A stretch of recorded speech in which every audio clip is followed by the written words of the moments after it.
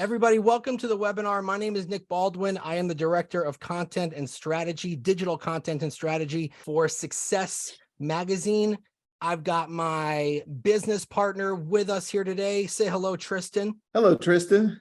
Oh, I knew you would say that. You're so You knew good. I would say that. You're so predictable. Tristan, tell everyone who you are. Chief Marketing Officer for Success Enterprises. And I'm just happy to be here talking to Inky. Well, today we have a husband, a father, a collegiate athlete, an entrepreneur, and an author. Inky Johnson is one of the most highly sought after speakers in the world. And for over the last decade, executives, professional sports teams, business owners, and people all over have benefited from the raw energy of this thought-provoking and inspirational presentations. He's also the host of Serendipity with Inky Johnson podcast. Go download it. I'll drop that in the chat in a little bit. He devotes time to mentoring athletes and underprivileged youths and is one of the founders of Inky and Allison Johnson Foundation. So go check that out. Inky, thank you so much for being on with us today. Tristan and I are huge fans. We've been following you for a very long time. So thanks for jumping on. No, man, it's a pleasure. I appreciate you guys and your time, man. It means a lot to me. Hey, so just a quick question to start us off. You spend so much time mentoring so many different people. You recently went to your alma mater. Was it your alma mater to speak to the football players there, which you've been posting a lot of that stuff on Instagram. It's been pretty powerful. So you spend so much time mentoring others. Who's your mentor? Yeah, man, I got mentors in every aspect of my life. You know, I'm a firm believer and having people that help shape and mold you as an individual. And so I got a mentor in marriage. I got a mentor as a father. I got a mentor as a communicator and a speaker. And so I got different people that I pull and I tug on in every aspect of my life because I feel it's important, right? As people, no matter how gifted, talented, and skillful we all have blind spots, right? And so I think it's important to have people in your life that helps make you aware of the different blind spots that you might have to help you develop and grow as an individual. And so I got people in every aspect of my life that help me. That's been with me for a long time, since I was a kid. I love that, man. It's so important. Since you were a kid, Inky, I mean, you grew up in a household where there were a lot of people, 14 people, right? Yeah, absolutely. And how did you end up finding, or how did the mentors end up finding you as you were going through the different stages in your life? Did they just happen to find you, or did you find them and seek them out? Yeah, man, it kind of just happened along my journey, right? Like, as you stated, grew up east side of Atlanta, 2-bedroom home, 14 people. And, you know, one of the greatest experiences and lessons in my life, it taught me so much, right? When you grow up in environments like that, it's full of so many lessons, right? It taught me, more importantly, it taught me gratitude. But coming from that environment and that household, right, I had different things that I was involved in. And I was being raised by a mother, right? My mom had me at 16. And so my mother was working a double shift at Wendy's when I was a young man, coming up through the ranks, trying to navigate life. And so a lot of times, if she couldn't be at something that I was involved in, whether it was a practice, she would make the games, whether it was a practice or something like that, she would always connect me to people that she trusted and knew would hold me accountable. And so those people were teachers, those people were coaches, those people were community members, right? That she would connect me to, that she knew would hold me accountable and get the most out of me. And so when I say as kids, right, like when I was coming up as a kid, like it was people in my life that helped shape and mold me from the time I was in the classroom to I was on the basketball teams, like football team, all this different stuff that saw things in me, but they knew me, right? Like they knew where I came from. They knew the environment that I was coming up in. They knew the thought process. They knew the fabric of the people that I was around. And so I think that was important in terms of my dreams, my goals, and my aspirations, because it wasn't all like, oh man, I got these dreams, goals, and aspirations and want to change my condition, as if I wasn't facing adversity and opposition or limited beliefs at times. And I think what helped me was I had people in my life that knew where I was coming from. And so even when I would doubt if I could make certain things happen, they knew the fabric, they knew the cloth that I came from, they knew the thought process, they knew the environment. And so in essence, they knew the things I was fighting and trying to overcome, because they was right there in the trenches with me. And sometimes these people picked me up from my household. And so they saw the environment that I was coming from, and that helped me. And I'm extremely grateful for that. You know, that's a Wow. great segue into this question I have, because you talk about how you were raised by your mother to always do the right thing in spite of, like, Absolutely. whatever comes your way. And you also talk about how you're very comfortable being uncomfortable, and you're very comfortable in uncomfortable situations. So is this one of the principles that helped you get through what was probably like a very difficult, I mean, obviously a very difficult time in your life, the end of your football career? How did that help you? Absolutely. That lesson was vital for me, right? Because that was my life, and my whole life just coming up. My thought process was, even when I was a competitor, in a range of sports, right? I always felt like I was behind the 8 ball, right? I didn't have all the resources, right? I didn't have a level playing field, right? But I still competed at a very high level, right? I still got things done at a very high level, right? Because of the thought process and the way I was shaped and molded. And so when my injury happened, my whole life, I was taught to control what you can control, right? Don't allow external factors to dictate how you show up, right? The situation is what it is. The circumstance is what it is. What you encounter, it is what it is, right? Sometimes you can't control these things, but what can you control, right? Mindset, thought process, energy, attitude, focus. And so when my injury happened, it was devastating, right? It was one of the toughest times of my life, right? You go to sleep and you wake up and you can never use your right arm and hand again, right? You're playing football at a very high level at the University of Tennessee, projected draft pick, been playing this game since you were 7 until you was 20 years old. And it looked as if this dream was about to happen. Looked as if you were about to change and impact your family's life. And in a blink of an eye, in one moment, you lose it. And not only do you lose the game, you lose use of your right arm and hand. Like, your life is literally altered, right? You go to sleep, right? You're bench pressing the week prior, 300 plus pounds. And then you're waking up and you're looking at the right side of your body and it don't even look the same, right? You're waking up with 350 staples. You're waking up 6 incisions down your left eye. You wake up, they've cut out your right pec, right? You wake up, they've cut you from the bottom of your armpit to the bottom of your hand. All of these things I couldn't control, right? Ruptured the main artery in my chest. I couldn't control that. They had to do that in order to literally save my life. And so when I woke up, I acknowledged the situation. It was what it was. The same thought process I had as a kid. I acknowledged the situation, 2-bedroom home, 14 people. It is what it is. Okay, now what can I control, right? All right, and control your approach, right? Get out of the hospital first. Do what you got to do first, right? Don't focus on trying to understand it. I often say to people, when we encounter things, whether it be situation, circumstance, moment, something that happens, right? When we encounter these things, we want to understand it. It's natural. It's life, right? Naturally, when we encounter something that we didn't expect, we think, man, what is this, right? Why did this happen? Why is this happening to me? We want to understand it. And I always say to people, sometimes you're not going to understand it in the moment, right? Just focus on surviving it. And when I say focus on surviving the moment, what I'm saying is focus on what you can control in the midst of it, right? Your attitude, right? Your perspective, your thought process, your language, the way you speak about it, right? The perspective that you have, how we view what we do affects how we do what we do. And so always controlling what I can control was one of the key things and success principles that helped me navigate that devastating injury on September 9, 2006, that ended my football career. How we view what we do affects how we do what we do. Dude, absolutely. That is so good. Tristan, write that down. I just did. Right, I'm gonna make that up. I'm gonna frame that and put it behind me. Absolutely. That's No a question. good one, Inky. I have a question about when you were saying, since you were 7 years old, you're like, I know what I want to do, right? I want to do football. I want to do everything football. How did you, and I'm asking this question because it happens to entrepreneurs and solopreneurs too. Absolutely.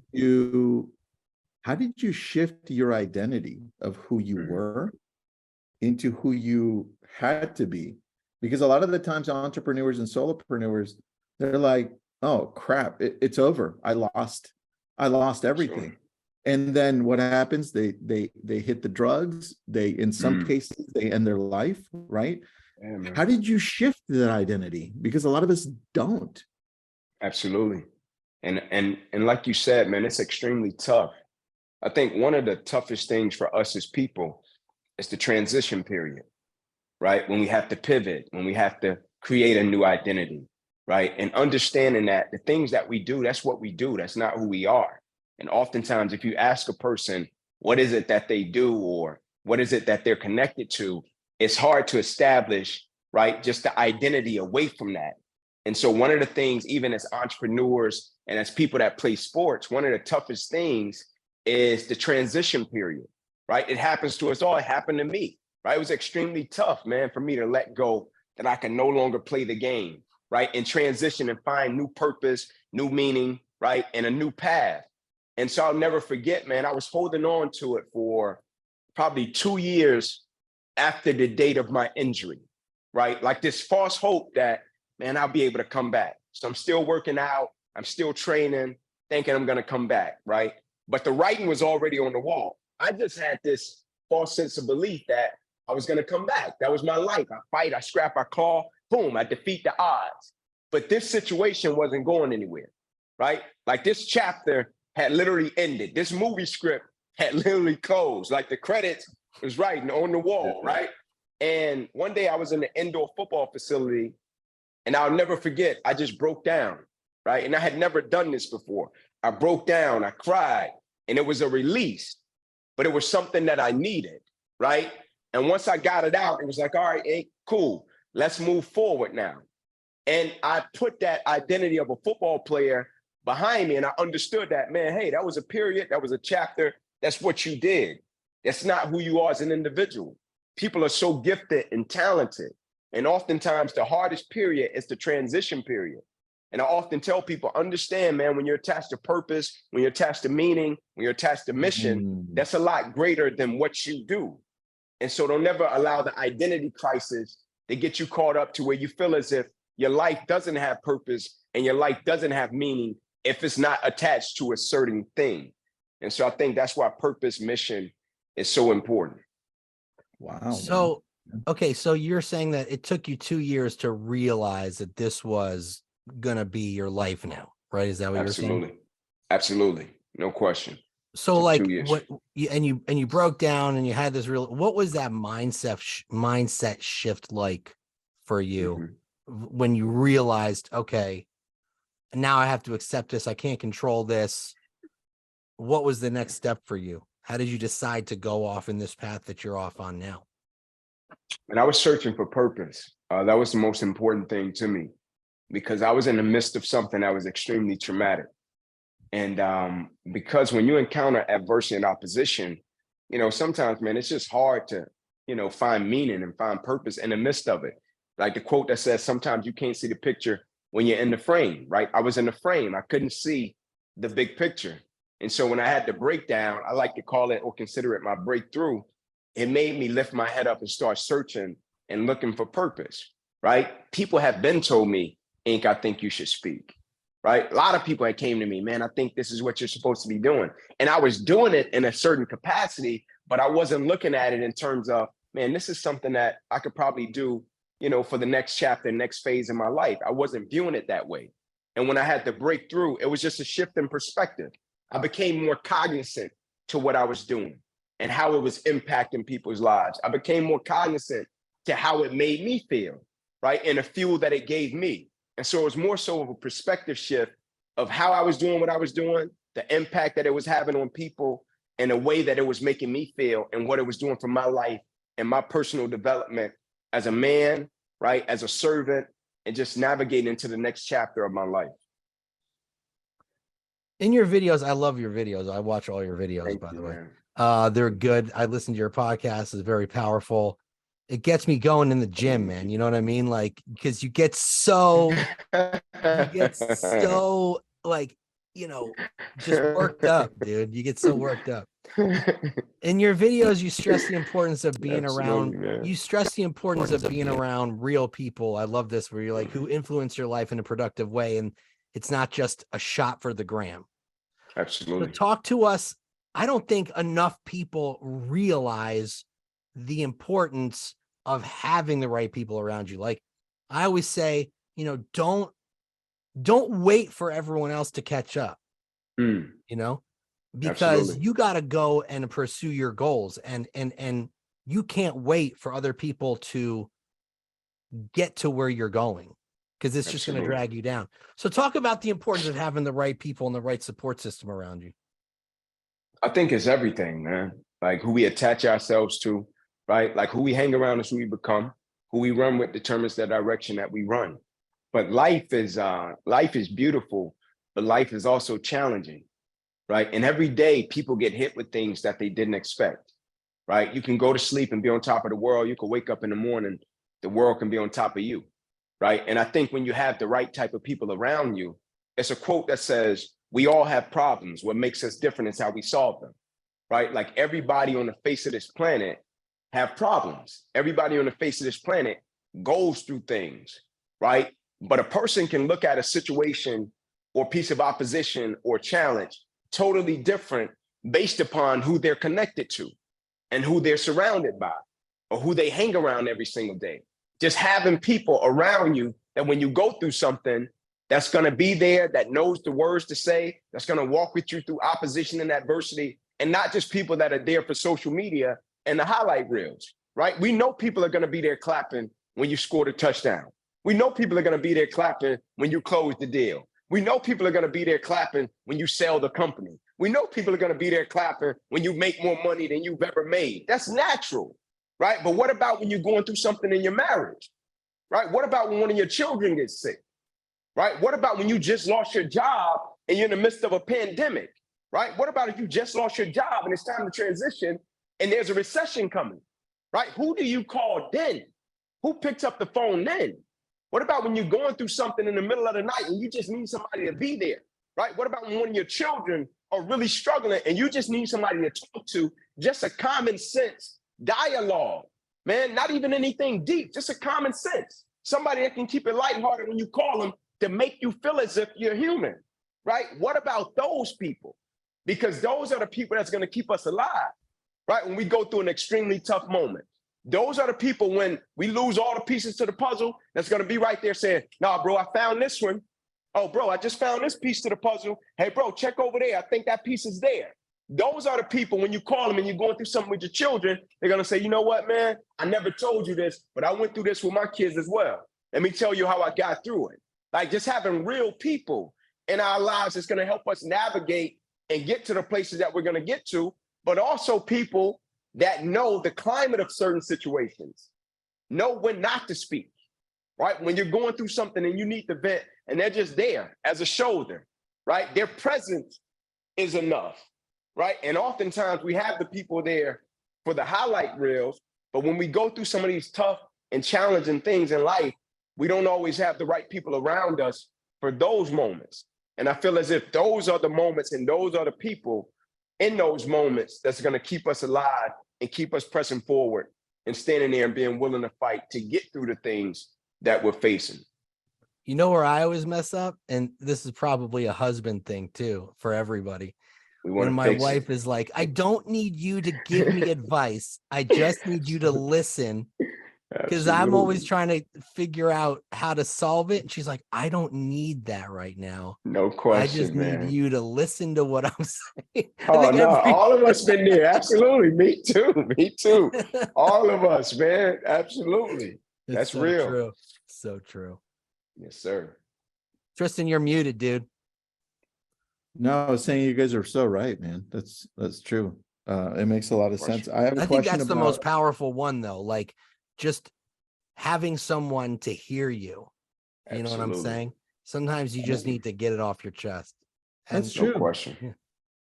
My daughter just comes up to me sometimes and just starts, she's 16. Sometimes she just comes up and starts crying. And I'm like, oh, I just need to hug her. That's it. Absolutely. And it's like just the emotions. My 7-year-old comes home from school. He's like, I had a bad day. Can I just have a hug? Yeah, no doubt. I'm like, yeah, buddy, of course. It's just the hug thing. That's it. All right. Question for you, Inky, about routines. I'm sure you've got a whole bunch of them, and you grew up around routines playing football as well. Any routines right now that are specific to keeping you moving forward? Because like you said, when we have all of these problems that keep on coming to us and we all learn to solve problems differently. What Absolutely. routines do you have that allow you to solve these problems more effectively? Yeah, man, I believe in intentionality, right, with routines. And so doing things that, it's not even that deep. It's just doing things and being intentional about them that brings me back to center every single day. And so, for example, I start off every single day with these quote cards, like every single day, whether I'm home in Atlanta or whether I'm traveling across the country, right? And it's just different quotes that talk about life every single day. I started off that way, right? One, to just set my thought process in the right way. But to me, it's like putting on my armor before I walk out and I attack life. But one of the things I also do, I journal, right? I journal a lot, several times throughout the day. And I have several journals, right? I got a journal that I journal to my wife. I got a journal that I write to my son and my daughter. I have an 11-year-old son, 12-year-old daughter. And I have a journal that I write to myself. That I'm extremely transparent, right? I talk about fears. I talk about mistakes, right? I talk about goals, dreams, aspirations. When I'm talking to my children, I explain situations that may didn't feel good, that they may didn't like, right? But why it was important, right? I explain certain decision making, right? How we live our lives, what's important to us, right? Even with my wife, I talk about certain things, moments, right? When I was proud of her, moments where I fell short, right? All of these things that when I read my own handwriting, it does something to me. It's a certain level of conviction that comes with that. And so every single day, several times throughout the day, I go back and I revert back to my journals and I look at these quote cards. And that's something that brings me back to center as I go and I navigate. And it's not anything that's too deep, right? I already have them on me, right? When I travel, I got my quote cards in my backpack. So if I'm riding to the airport and I'm feeling weary or something is not going right, I could pull them out and just start reading them, right? I could pull out my journal and just start writing, right? Because I always think about it this way, Tristan. I think as people, we often take life just in its totality for granted, right? We often take the people that we're blessed with for granted, right? And we live with so much expectation that when I wake up in the morning, my wife is going to be here, my children are going to be here, my siblings are going to be here, my coworkers are going to be here, my team members are going to be here. Like I'll never forget when the DeMar Hamlin situation happened a couple of weeks ago, player for the Buffalo Bills, it stopped the world, right? Yeah. This guy had this injury, it stopped the world, literally. And one of my buddies called me and he was like, hey, Ink, man, I know that situation probably brought back a lot of emotion. I was like, absolutely, man. He was like, I know you encountered an injury, similar situation, not as deep, right? You wasn't fighting for your life, like literally on the field like him. But what did you think? What did you feel? And I said, man, this morning when I was taking my children to school, like I'm grateful that DeMar had all the people in place that helped him and saved his life. That was phenomenal. I said, but big picture, that morning when I was taking my children to school, it was storming in Atlanta, right? I'll never forget, it was storming like crazy. And I'll never forget when I was taking my kids to school that week, I saw so many accidents, right? And I said to him, I said, I guarantee you not one of those people thought when they were taking their children to school that week that they were going to get in an accident. Now, one of those people thought when they left their house and they were going to their respective workplaces that they were going to be in an accident. They just thought when I wake up in the morning, I'm going to take my kids to school, right? When I wake up, I'm going to go to my place of work. When I wake up, I'm going to go and I'm going to do what I got to do. Just the assumption and expectation that when I wake up, I'm going to be able to go and do what it is that I want to do. And one of the things that I often say is, like, one of the most underrated blessings is leaving our house and making it back to our house every single day. And so when we talk about routines and doing certain things, one of the reasons I journal is because if I go out and I do something, I haven't even given them to my kids yet, haven't even given it to my wife yet. But if I go out and I do something and Lord forbid something happens to me and I don't make it back home to my wife and my children, I want them to be able to have these journals that explain certain things that they can have as a blueprint for life. But also, if I go to a place and I do something in such a way that I don't make it back home to my family, I want the people to say, hey, man, it's unfortunate what happened to him, but let me tell you about the energy, the focus, and the passion that he brought to the environment that I was in the last time I saw him. And so having routines in place that ultimately don't allow you to take what you do for granted, most importantly, don't allow you to take this thing called life for granted. Because as cliche as it sounds, man, it's not promised to any of us. Every day, man. There's no guarantee of the next day. Absolutely. Hey, man, there's a couple questions in the chat, and I want to get to this one specifically. Levi Campbell, my 10-year-old son's name is Levi, so I got to go with Levi first. Nice. Levi's 16. He got told that he'll never be able to play football again. No, he doesn't say why, but we don't need to know. How should he pursue down this path because he feels lost? He's played football ever since he was very young, and it's been his entire life. Man, first and foremost, man, I empathize with you, Levi, man. I know that's tough, right? And like, look at the moment, assess the moment, and live in the moment. Like, I'm gonna say this. I'll never forget, Levi, and I'm gonna address you like personally. I'll never forget, after my injury, one of the things that they set up for me was therapy. I'll never forget this. They set up therapy sessions for me. And at the time, I wasn't ready for it, right? I didn't know much about it. And I was just trying to understand and process what had happened to me, because I was at a period to where I just couldn't believe it. It was surreal. And I went to the therapist's office. Therapist was nice as all get out. And I was just there, right? And I was kind of cold, right? Because I wasn't, understanding why I was there. I was just cold in the moment. So they asked me a few questions, and then therapist was like, you know what, Ink, I'll let you come back, tomorrow, next week when you're comfortable, and we'll speak about it. And so I went back to the university, talked to my doctors, my trainers. It was like, Ink, what did you think? I was like, man, I'm cool, man. I don't really need that, man. I'm cool, right? I'm all good. And it was like, okay, man, we're not going to force anything to you. We know it's pretty early in the process. And looking back, that's one of my biggest regrets, right? That all of the resources and things that I was offered early on in the process of encountering my injury, I didn't necessarily appreciate or take advantage of, right? Because I was so much in the moment and I couldn't believe it, that I didn't even appreciate the totality of the moment early on. What do I mean by that?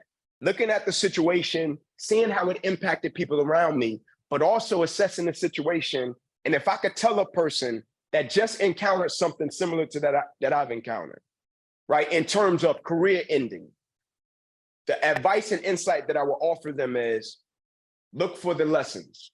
Every single day, look for the lessons, right? Every single day you get up, look for the lessons.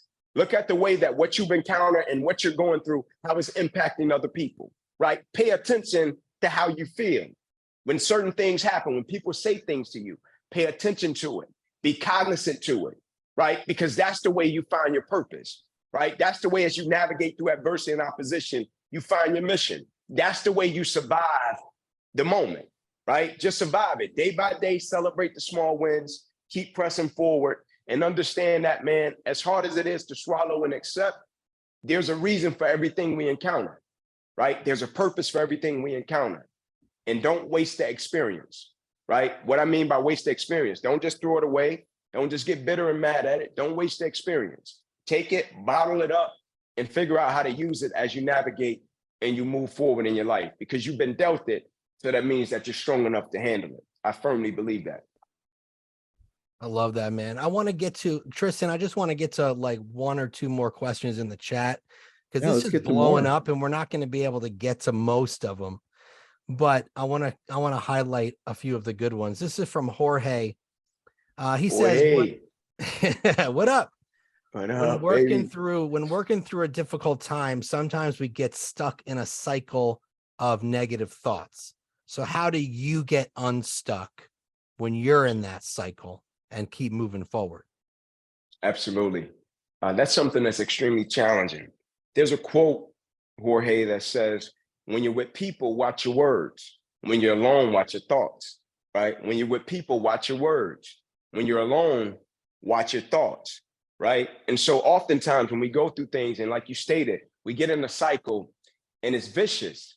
Sometimes how we think about ourselves and how we speak to ourselves. And I often say to people, be careful how you speak to you, right? Be careful of the words that you say to you, right? Like, we're sometimes our worst critic. We beat ourselves down, man. The way we speak to ourselves, the way we think about ourselves, man. Like it's terrible sometimes, right? And I'll say to people, man, give yourself grace. Yeah, it's great. We often extend grace to other people when they go through things. We often forgive people. But what's the toughest thing in terms of life? Who's the toughest person sometimes for us to forgive? Ourselves, right? When we fell short, when we're less than our best, right? When we didn't do something that we should have done, when we do something that we're not proud of, right? We'll forgive somebody else in a heartbeat, right? In a flash. But one of the hardest people to often forgive is ourselves, right? The same way about how we speak to ourselves, how we think about ourselves. We'll speak to somebody else nice. We'll give somebody else encouraging words, empowerment, inspiring words, words of motivation. But when we go through things ourselves and we fall short, or we're less than our best, or we're in that cycle, oftentimes the way we speak to ourselves and think about ourselves is not healthy. Give yourself some grace, right? Don't always be so hard on yourself, man, and beat yourself down. It's great to have expectations and standards, right? That's great. But you're also going to have days in life to where you just got to be realistic, to where if it's a day to where you're not getting it done, right? Me and the people I hang around, like if it's a critical day, meaning like you're going through something or your family members are dealing with something, or that day you just don't got it, give yourself grace and acknowledge it. Come back, reset tomorrow and get after it, right? The quote says it, courage is not always the voice that roars. Sometimes courage is that voice at the end of the day saying, you know what, man, I'll try again tomorrow, right? That's how we speak to ourselves, which, you know, ultimately drives the way we think about ourselves. And so words are powerful, thoughts are powerful, but be willing to give yourself some grace, man. I think you answered a few questions with that. Yeah, there were a lot of the questions in the chat are that answer. Wow. Most likely was the answer they were looking for. Two really quick questions. Mike in the chat wants to know, Mike, he's been following you, Les Brown, Dennis Kimbrough. He's reading Good Vibes, Good Life by Vex King. He wants to know what you recommend. What should he read next? Or what are you currently reading? Absolutely. So there's a book called The Speed of Trust and also Emotional Intelligence 2.0. Oh, Tristan, right? That's your favorite book. Yeah, man. Absolutely. Emotional Intelligence. I picked that up, man. I picked that up in the airport, which is pretty good, man. But The Speed of Trust, right? About just in life, everything is built upon trust, right? In terms of how we navigate, how we do things, how that impacts and affects our careers, how it impacts and affects our family, how it impacts and affects the perception of us and who we are as people, right? The speed of trust. And so that's something that I would say take very seriously, because it says it, man. Like, I read quote cards every single day. That's why quotes come to me. Quote cards. Like, yeah, that's why quotes just come to me, man. Like it says it. People may forget what you do. People may forget what you say. A wise man once said. Right. But people will never forget the way you make them feel, right? And so understanding and doing things, man, that help you develop as a person, right? In terms of what you read, what you intake. And so for me, the speed of trust, if you're navigating business, ultimately you're navigating life, trust is something that's extremely important, right? Because it speaks to the character and fabric of who you are as a person. I'll say the speed of trust will be a good pickup. I got to pick that up. Inky, what do you, those quote cards, do you write quotes that, or sayings or phrases that you're like, oh, that's a good one, that are from you? And do you mix them also with things that you also read and you're like, oh, that's a good one? Right? Is it a mix of both? Yeah, no, I write them in my journal, but in terms of the cards, they come already with you quotes posted on them them on Instagram. And so it's those that I post on Instagram. And so it already comes with quotes on them. And so oftentimes I read those, but also when I journal, I write down things as I'm getting ready to speak and present that I think I'm thinking resonate. Your next book, I'm thinking you should write a book of Inkyisms. Yeah, man, I got it. It's called Inspirations. So like inspiration.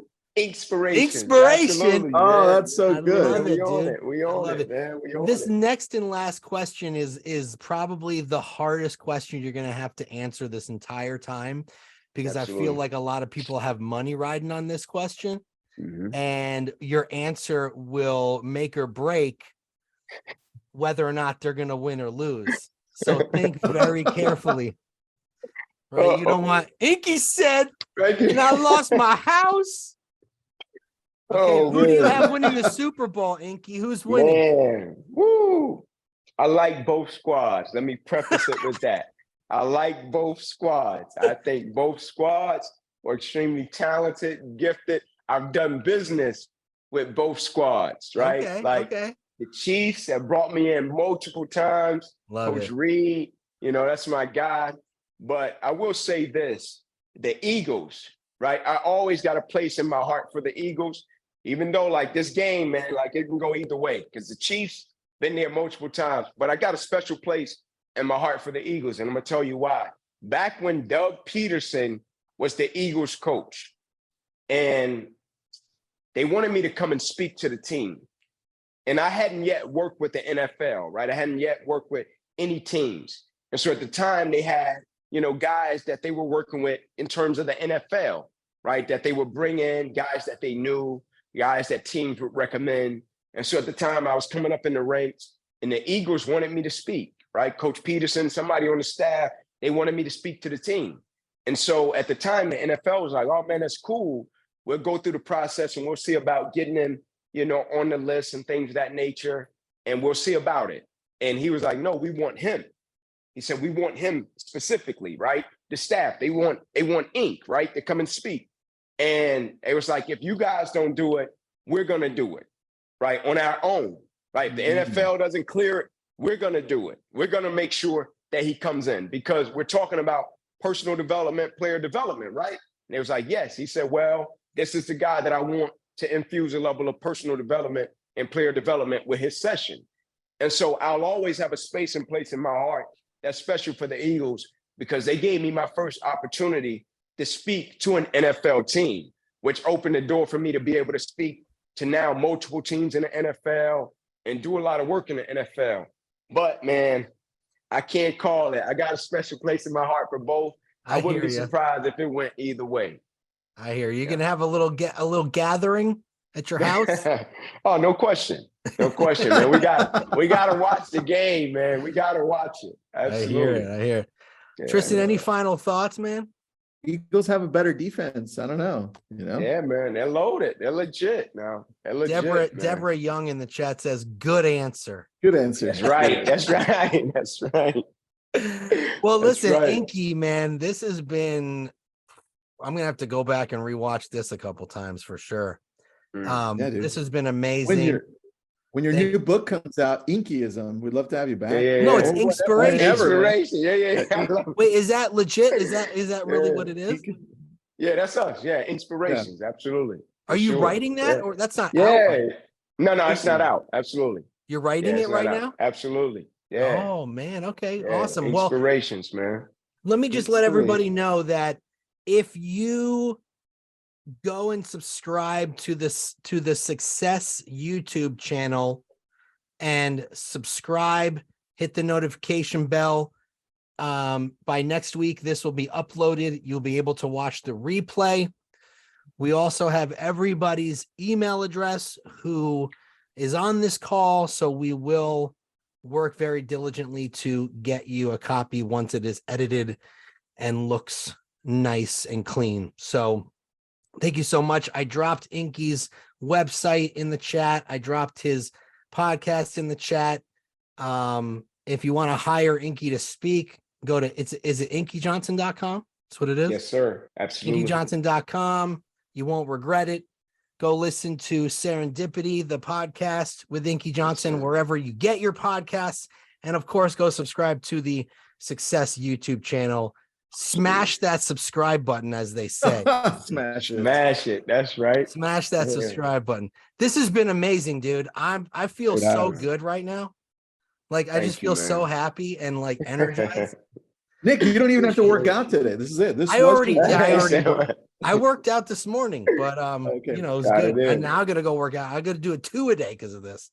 2 a day, baby. Do it right. Let's go, Nick. We're gonna do it right, baby. Yeah. We appreciate you, man. Thanks, man. It was a pleasure. Thank you guys so much. And thanks to everybody that took time to come on. Greatly appreciate it. Greatly appreciate you guys spending time with us. Awesome, man. It's been a pleasure. Thank you so much. Have an amazing day. Thanks. Have a great day, guys.